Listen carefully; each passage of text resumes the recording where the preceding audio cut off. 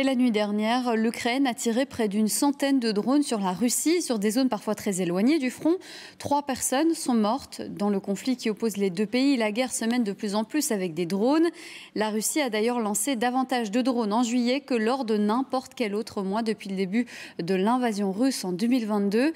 Sur place, les Ukrainiens ont dû s'adapter à ces attaques venues du ciel et des femmes volontaires chassent désormais les drones la nuit. On voit cela avec Alice Debatty. L'alerte est lancée. Chaque minute compte. Cette unité de défense aérienne s'apprête à intercepter des drones russes. S'ils ne sont pas abattus, ils pourraient frapper des bâtiments résidentiels.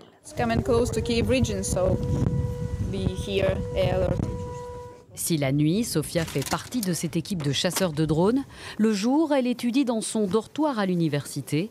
Elle prépare un master en informatique. Sa vie a changé en février 2022.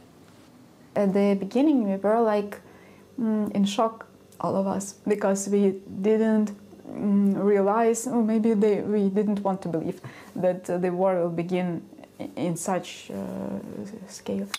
Quelques jours seulement après le début de l'invasion, la jeune femme a décidé d'enfiler l'uniforme militaire et de rejoindre une unité de défense aérienne bénévole.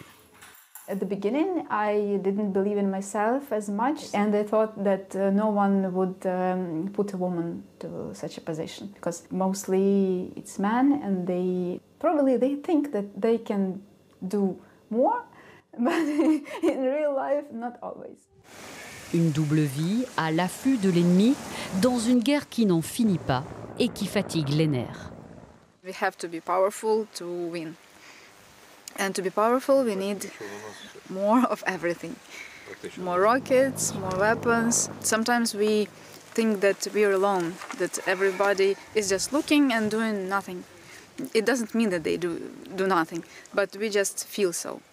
Au mois de juillet, Moscou a tiré près de 6300 drones à longue portée contre l'Ukraine, un chiffre record depuis le début de la guerre.